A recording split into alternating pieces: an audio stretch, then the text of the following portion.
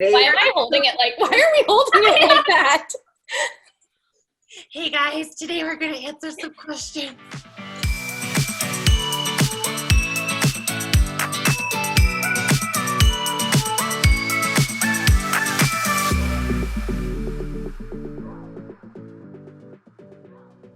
Hey guys, welcome back to another episode of The Vegan View. Today we're coming at you with some wine and we're going to spill the wine. We're not going to spill it, we're going to drink it.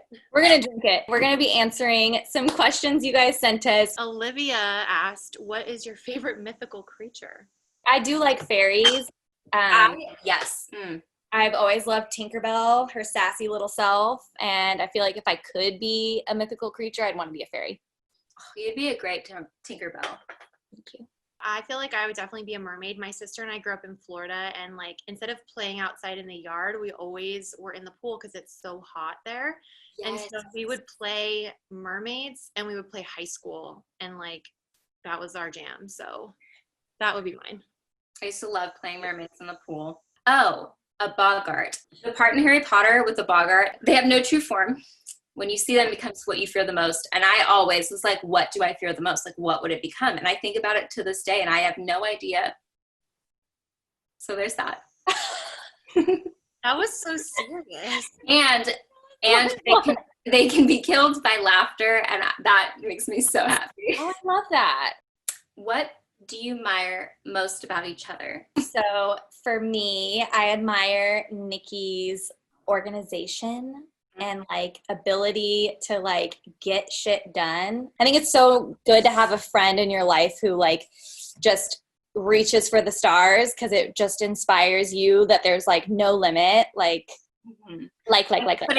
putting yourself first and like making sure your dreams get accomplished. I'm like, oh yeah, I can do that too. Like, it's inspirational. Yes. NISHA, I love how you can turn any situation into a positive one.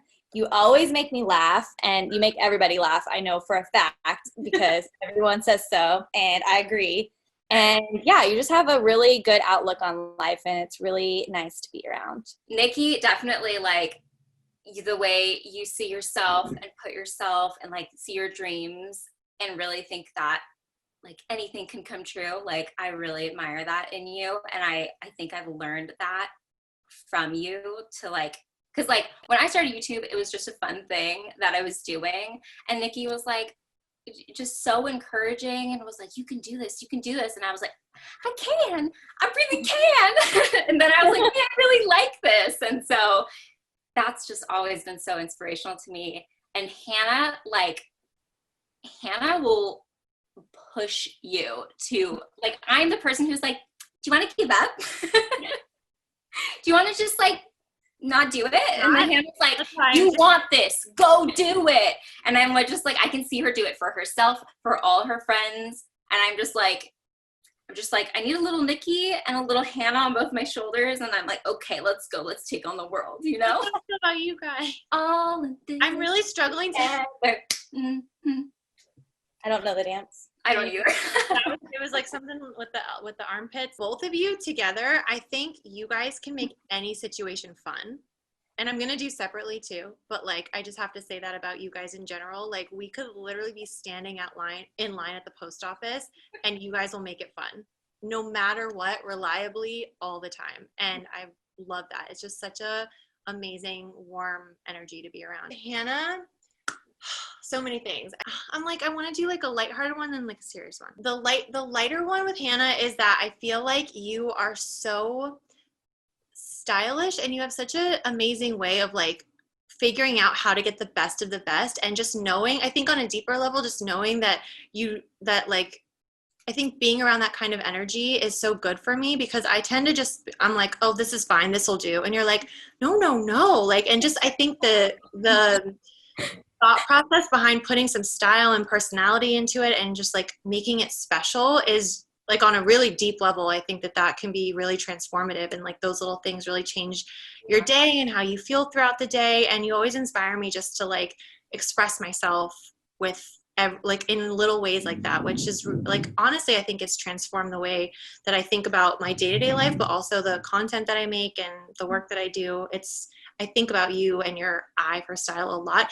NISHA too, especially since you guys are both so specifically stylish. Like you have such, I feel like I see something and I'm like, NISHA would love that. Or that's such a Hannah thing. NISHA, I know you guys think I'm organized. NISHA, the Virgo side of you that is so organized, just amazes me because you're so good with like technological organization and like or like mental organization. Like I want to be inside that brain. You should see what my house looks like right now. So. No, but like the way like things are categorized so beautifully in your brain, and it's like I just feel like a hot mess 24/7, and just to have that type of like organization, it's just like because it feels like in NISHA's brain there's like all these different categories of files, and when you have a conversation with NISHA, she pulls from so many directions, and it'll be like academic, spiritual, random story from her childhood, therapy, all tied into one, and it's just like, and it's like, so clear. She knows so many things about so many different things. Yeah. Yeah. It's so fun. So nice. Sorry, I hijacked. I just had to add on. No, but I thank you. I like hot right now. I'm just like so embarrassed. I'm like, I can't handle it. How do you maintain friendships / working relationships? ? Disagreements ? I think we're really good at this. We're really good at this. You guys watch Insecure? I watched a couple episodes, but I'm not like, I haven't watched every single one. Like the second season is a lot about like female friendships, and I watch it and I'm like, ooh, it's so true. It's really good. So they talk a lot about female friendships. They're like, don't let your shit sit, because you'll build resentment and it will dissolve the love and the trust. So like as soon as you register someone's like hurting you or said something hurtful, like bring it up.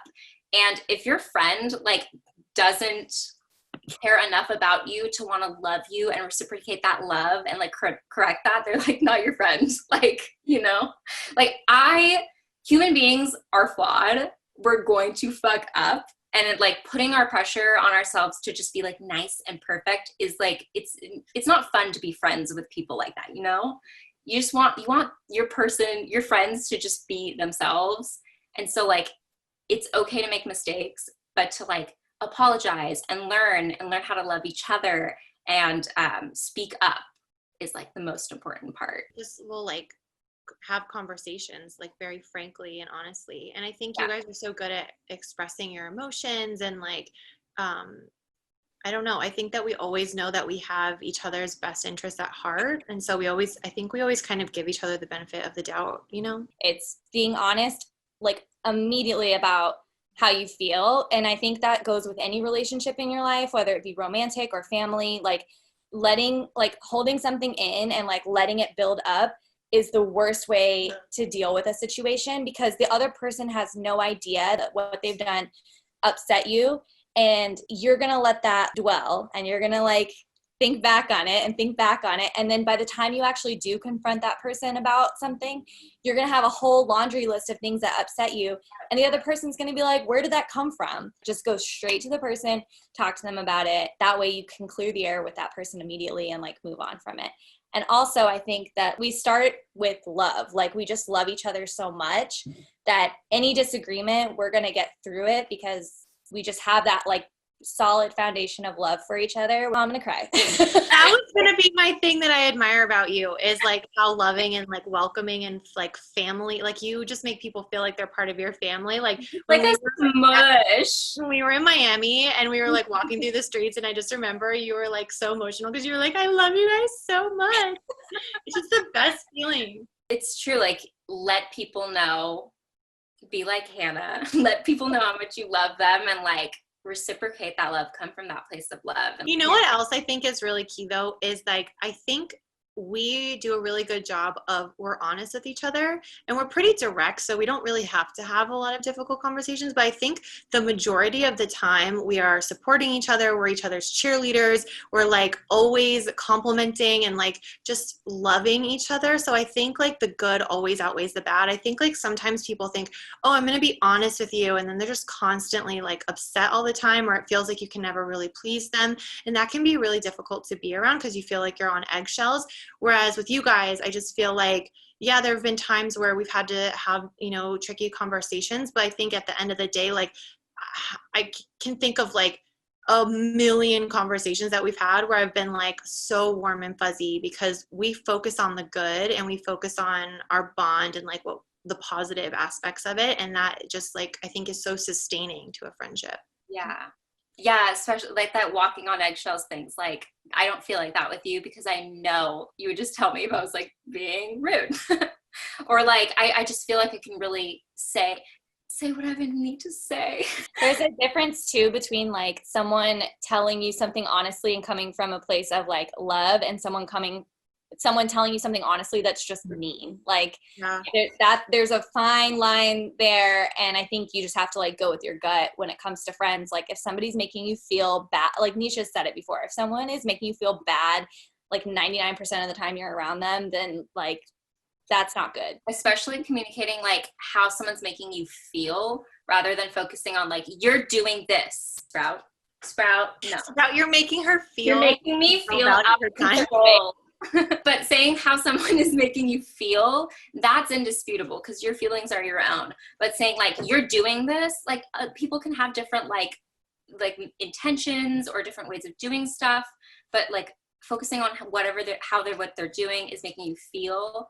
And then you can really work on like, okay, how can I make you feel more loved, more welcomed, whatever. To like touch on working together, I think we do a really good job of making time for both the friendship and both the business. Like we schedule like times that are strictly business, and yeah, we'll do like a quick catch up on like life stuff, and then we just talk business, and then we schedule stuff that's like strictly friend stuff, like catch up, hang out time. And sometimes they do like meld together because we started this because we loved each other and we're friends. But yeah, I think that's pretty important. Good at separating it though. I wouldn't recommend starting a business with like in most situations with friends or family, but for some reason it just was so natural and just like really worked with us. I think also because we already did this separately, that like doing it together was just fun. What are your favorite everyday spices and sauces? She says that she's a big hot sauce lover and she pretty much loves, she makes everything with garlic salt. I love garlic salt. Garlic salt is an essential item. I don't even have garlic salt. We need to get you some, baby. I have garlic granules and garlic powder. That's basically garlic granules, elite. Garlic granules over garlic powder. Yes. Any day. Is that one of your everyday spices? Garlic granules? Probably. I probably put that in pretty much everything. Yeah. It's good. That, onion powder, dill. Mm-hmm. Depends on what I'm making, but I love a smoked paprika. Oh, me too. Paprika is so good. On everything. What about you, Nikki? What's like your standby? So it's funny because I love spices, so I have so many, but like I have a bunch in the pantry, but then I have a shelf that I have like my everyday spices on, so I could literally go grab it, but it's like the ones I just find myself reaching for the most. And it's turmeric because I make tofu scramble a lot, smoked paprika because I put that on everything. It's so good. And I put that in a lot of like creamy sauces, like cremas and stuff. Nutmeg is a really big one for me with like green vegetables, like nutmeg and spinach is good, or green beans. It's also like never use nutmeg. Wow. No, love it in like cream sauces. Like if you make any kind of like cashew cream sauce, any kind of cheesy sauce. Rachel Ray says that nutmeg is the thing that makes people go, what is that? Because you just take a pinch and it's like that background flavor that gives it depth. So like a bechamel sauce or a cream sauce, anything like that. And then onion powder, garlic powder, and cinnamon and cardamom. I love cardamom. Just like every day when I'm making chai. So good. Cardamom is one of those cool spices that is really traditional in Norwegian cooking, baking, not cooking, but also Indian cooking. And so it's so funny because it's like which one for Norwegian? Because I know Indian, it's the green cardamom. It's usually ground cardamom, and it's used in like buns, like bullet and waffles, and just the white. I think it's black, and then there's green. I have to look it up. Which one's for Norwegian? Because I know The Indian one is the green one. It's not the green one. It's like a light brown color, but I don't know if it's Light technically brown. the white one. But it's always ground. I've never seen the pods or anything like, you know how they like crack the pods and they'll use it. Yeah, that's what we use. Yeah, no, ours is ground, and it's like, I mean, it's the same, but it's like, it's ground, and it's used in a lot of the places that you would use cinnamon, and it's like delicious. I put it in oatmeal like every day. Yeah, we use that in the chai. Yeah, cardamom use a lot. Fennel Yes. is one of my favorite spices, and like a red lentil dal. Ooh, like toasting it at the beginning. Oh, so good. I really like hing, curry leaves. I have a whole video about what's in my Indian spice kit, and those are like my everyday spices. We cook a flip ton of Indian food every day. Like that's just what we eat every day. But yeah, so good. Cumin seeds, so good. Mustard seeds. Curry leaves, like if you can find them, like pay patronage to your local Indian grocer. Support. So good. I'm buying a curry plant because they just change, and they're so good for your like stomach and your intestines, and just That's Ayurveda. All the Ayurveda stuff is so good. Whenever I'm sick or like my stomach hurts and I eat Indian food, I feel so much better. It's just like one of those things, like it's just so comforting. I know. I've been recipe testing like a new recipe for my red lentil dal, and it's like one of our juicy questions is, what is your biggest annoyances with the mainstream vegan movement? I talked about this a little bit with Anna. We'll link it down below. We had like a live, and I talked about being a woman of color in the vegan industry and in the vegan beauty industry. Like, so I did a little bit about food and a little bit about beauty. I go into detail about that a lot. The celebration of only one type of vegan, or what one type of vegan looks like, and especially from like big organizations, the diversity in like bodies, in ethnicities, in sexual orientations, in everything is just not great. And it needs to be a lot better, because I think when you think of like, when you Google what a vegan is, it's not an accurate representation of what vegans really are. I also feel like we as vegans have to love all animals, and that includes humans. And so recently I felt really frustrated when, like, for some reason supporting Black lives and saying that Black Lives Matter is somehow now not vegan. Animals matter, Black lives matter.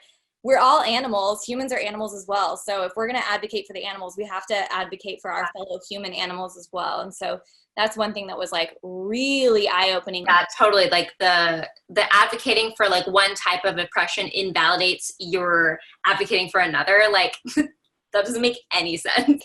We come at it from a place of love and acceptance and like love for all living creatures. I really think you have to like look at it from this all-encompassing thing in order to say, I care for all living creatures, which is essentially what veganism is. I don't think that veganism is an end point. I think it's like, we've talked about it being a lens through which you see everything. Like when I went vegan, I feel like it just opened me up more than anything. And I feel like it's not like I am vegan now and I'm done. Like if anything, it opened me up to be more compassionate and to care more. And it's helped me to care more about myself and to take good care of myself. But also it's helped me to care so much about my impact and like my carbon footprint, and it's just so empowering because you realize that you can make a difference. And so that just makes you want to continue and just open and love more and make more differences in the world. And so I don't like that there's this idea that like you have to be a perfect vegan because that's like the goal.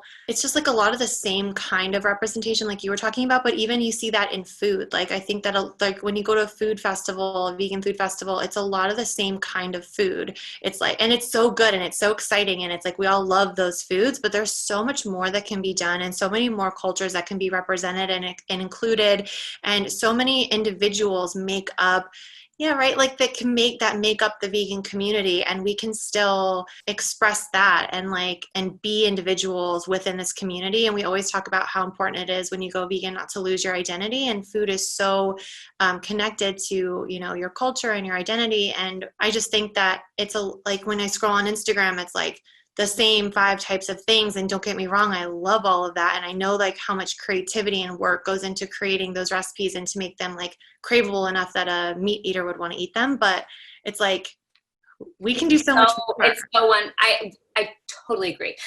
I talked a lot about that. I love that you brought up the food aspect, because I talked a lot about that with my live with Anna, is that for so long, just being a vegan Instagram or YouTube, I remember when I started making Indian food, people said the rudest shiz to me. And I remember I would cry to you guys about it and be so upset. And it was my heart was so broken. But now I see so many people feel the same way. And it's really what we talk about here is don't lose yourself by trying to be the perfect vegan. And at the end of my talk, I talk about if there's advice I could give my younger self, it was stop trying to go viral in the vegan movement. Start trying to make content that you need to see to feel good about yourself. And that's what I think everyone should be doing. Got chills. I love that. Yes. I love that so much. You've been so encouraging about me just trying to incorporate more of my Norwegian heritage and making those kinds of recipes, because for the longest time I felt so much pressure to make a certain kind of food that I eat sometimes, but not every single day. And there's something that is so wonderful about eating the food you grew up with, especially those flavors and the way it makes your house smell, and just that sense of normalcy and coziness that I think is so important. And you don't have to give that up to go vegan. And I think the more people feel they can explore and that there's room to veganize all of their favorite things, then that can only be helpful to the movement. I know we've been talking about anti-racism stuff, and a lot of people say that whiteness, not white people, but the idea of whiteness, this label that society has created, has been used to make a uniform mass so that it's easier to pit people against each other. And when we remember who we are and we love who we are and we include it in and we embrace it and we show it and we're proud, that is the erasure of that whiteness, and that embracing our differences and loving it is what will change the world. Yeah. One problem that I do feel I have with the mainstream vegan movement is the lack of awareness of privilege and accessibility. We have a really, really great episode with Jessica from Vegan Street Fair that we'll link in the description box if you want to watch it to find out more about how veganism is not accessible for everybody. It's such a good episode. She is amazing. I recently saw a TikTok and I feel like every conversation know exactly what TikTok you're about to say. And she was saying how sustainable fashion and people talking about sustainable fashion. Is this the one you were thinking of? Well, it's how can I say this? You're classist. That one. Yeah. I always feel this pressure as somebody who loves fashion, everything must be sustainable, everything must be ethical, everything must be environmentally friendly. And it's a really high standard. It's not accessible for everybody. And this TikTok basically said, you saying that people should only shop sustainably or should only thrift is so privileged and it's so classist, because you obviously have never been in a situation where your only option was to thrift clothes. And when you did get something new, it was the best thing. And it was like a very special occasion. And so to tell somebody that they can only buy sustainable clothing or thrift is coming from such a place of privilege. And so that's one thing that I feel I really dislike, is this kind of shame. I think sometimes vegans are guilty of shaming other people into thinking you should only be doing this, you should only be doing that, without thinking, oh, from where I sit, that's an attainable thing, but from where somebody else sits, that might not be attainable. And I don't think we can sit here and say you're a bad person because you shop at a fast fashion store, when that's really an only option for people. It's basically I see a lot of people being well, if you can't afford sustainable, ethically made, vegan, elite perfect fashion, you don't deserve to buy new clothes. that is so classist and elitist. Like, check yourself. You're essentially saying, like, someone who isn't of a certain societal, like, earning doesn't deserve things that you have. Like, no, don't do that. I also think it's so tricky. Do your best. Like, because you're trying to do something good that, like, you then somehow can tell other people how they should be doing it. And, like, I think it's so confusing. I think one of the things that gets really tricky with veganism is that because the term vegan is very specific, you know, we do not sometimes eat eggs. That's not vegan, right? So I think, like, because there are hard and fast rules to veganism, I think that it's often mistaken for perfection and perfectionism, and, like, that perfection, whatever that even means, is the goal. And so I think that it makes for very, like, caustic rhetoric where people are, like, very cut and dry, and they're very, like, judgmental of other people, and they don't recognize their own privilege, and they always think everything is so quick and easy, and you just do it how I do it. And it's like, you have to meet people where they are and celebrate the positive changes that they're making, and really no one's business to tell them how they should be. And, like, you just live your own life and make the changes that you think are good for yourself, and then people can choose to learn from that example if they want to. But, like, no one put you in charge of educating the entire world and, like, judging everybody, you know, just because you have made some great choices in your life. It's really, like, stay in your lane. I don't know why it's like why people have to be so bossy about what other people do. And I know it's because people are trying to be a voice for the voiceless, and they're trying to protect the planet, and that's so important. But I think, like, if that really is your goal, then trying to get as many people on board has to be part of your mission. And, like, alienating people, making people feel bad is not accomplishing that goal. It's stroking egos. And, like, this is not an egocentric movement. It can't be connected to your ego. Ready for Mama Balsara? Mama Balsara. Mama Balsara, Danielle asks, hi, Mom. Where do you see yourself 5 years from now? Maybe a baby. If not a baby, more dogs. Still in LA, because I love LA so much. But maybe, like, a little farther away. Maybe not in the city. Yeah, we're, like, in the middle of the city. It's a little busy. I hope life is, like, pretty similar. Just, like, I would like to see a nice, like, steady trajectory of things. But I'm really happy with my friendships and, like, what we have going. And I hope we all live on the same street. A beautiful cul-de-sac in Pasadena. Oh, I want a house, and I want 100K on YouTube. yes, queen. Yes, those are specific. Hell yeah, write those down. I want to manifest them. Well, I'm going to do a puja for them. I want Sprout to not jump on the table. That's what I hope for 5 years from now. Oh, but it's so cute when he does. It's only cute when he doesn't eat. It's really cute when he drinks your matcha. I hate that. Nikki, Well, that's really similar to yours. I want to live close to LA, but I don't necessarily want to live right in the middle of the city like we do now. It's so noisy, and I just feel like I love how accessible everything is here, and I love LA. But I would love to have a little more space and, like, a garden, and just I think, like, eventually I really want to get more into, I'm so big into, like, slow living because I'm not a slow person. I think people think I'm always cozy. The reason I'm so drawn to that is because I'm so stressed all the time. I, like, need it for my mental health. So, but I'm so drawn to slower living and, like, gardening and, just creating, like, a lifestyle that I can share with the community. And I would love to be out of quarantine and just near people. Right. It's so hard to think of 5 years because I'm literally just like, in 3 months, I would like to be able to leave my house and see my friends. Advice for your 20s. Seeing others take steps, career, marriage is pressuring at 23. 23, you little baby. You little baby.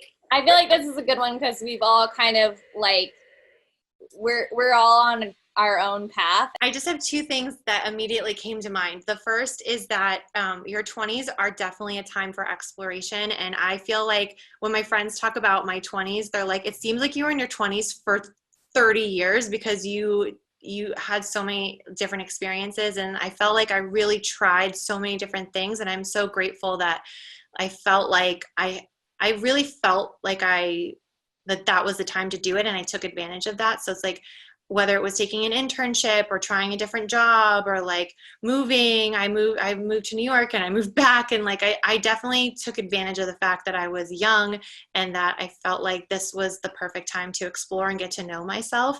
And I feel like I really, especially when I was around 22, 23, I tried to figure out like, what do I actually like versus like what I'm just used to or all my friends like. And I spent a lot of time right around that age trying to figure that out, and just like no judgment, watching everything, listening to everything, and just seeing like what I really connected with and why.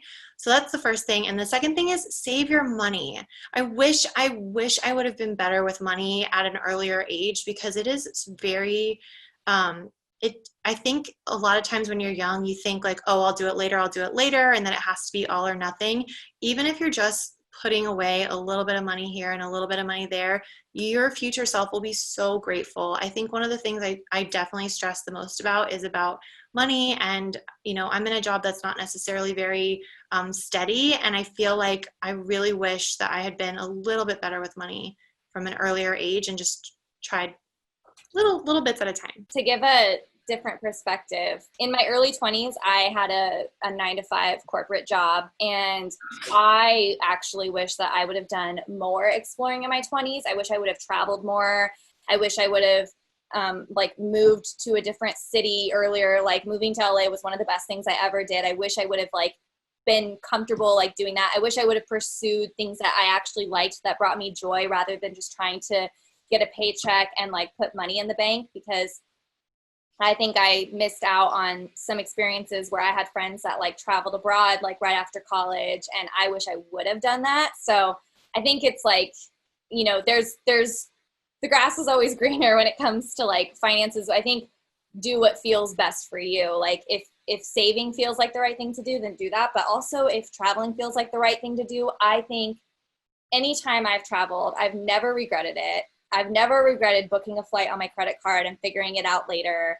And the experiences that I have when traveling, I always think about as like some of the best times of my life. I feel like it's the same, like it's kind of the same thing where it's like, I feel like I explored and I did those things, but also I wish I would have not been so like black or white about it. Like I feel like I could have done both a little bit better versus like just thinking that one day I would have it together magically. Cause you never really feel like, oh, I'm a grown up now. It's like, you really have to just kind of go like explore when you feel that it's important to explore, and save when you feel like it's doable for you. I wanted to touch on people getting married. Jesse and I have been together. We were together for 11 years before we got engaged, which is a really long time.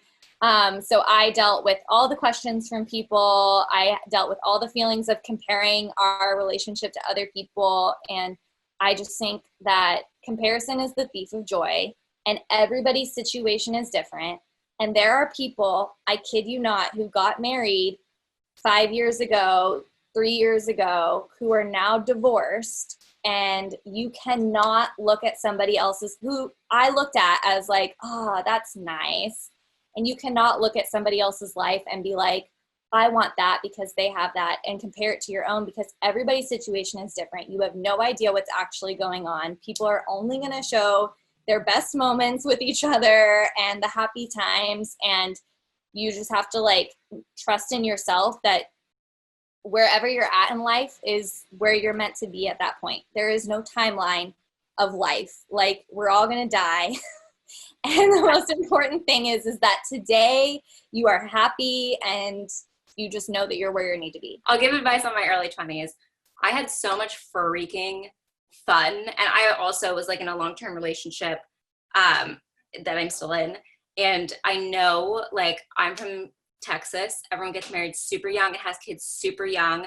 And I always felt like something was wrong with me. And like, you're told by society, like, you're going to be infertile by the time you're 30. And like, I don't know, I took this class in college. I took a women's studies class in college. I almost changed majors.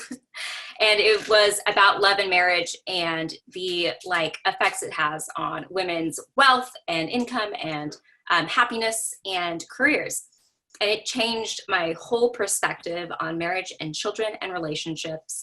And I thought like I wanted to be married by 25, and I left that course being like, no, it's not for me. Like, I remember we all talk about this, like as kids, we sit in class and just be like, I can't wait to get out of here. There's so much more for me out there. Like, I know I have something bigger to achieve.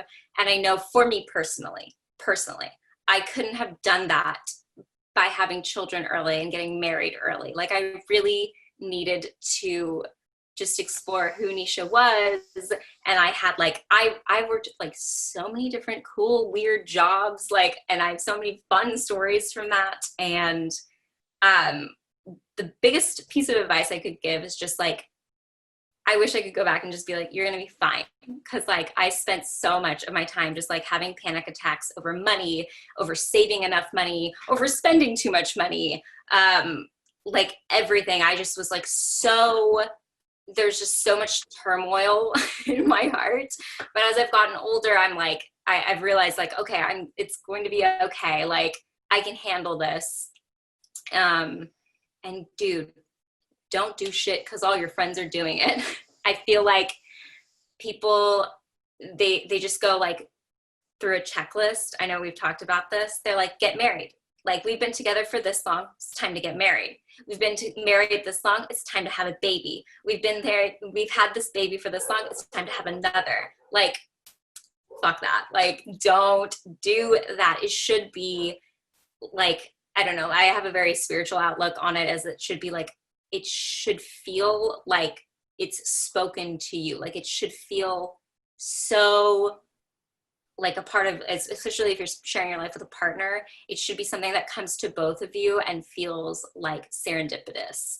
And like, that's how my life has felt, because I haven't tried to get married at certain times or have babies at certain times, or I get a dog at a certain time. And wait until it feels like blissfully ready to be yours, is my advice, as someone who's still in it. No, I love that so much. And I think like with living in LA is the first time I've ever met women who are my age or older who are just like, I don't want kids.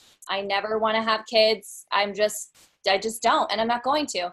And I think that's so badass. And it's the first time in my life I've ever heard any woman say that so confidently and so sure of herself. And I feel like there needs to be more, we need to talk about this more. There needs to be more acceptance of, like, if you don't want to get married, that is okay. And that is a solid choice. And so is not having children. A lot of religions say to be like of yourself rather than of the world. And that's so it for life. Like a happy, fulfilling life. Don't try to be of the world, like of everyone else. Like, listen to you, like be in touch and in tune with yourself, and you're just going to have a nice life, you know?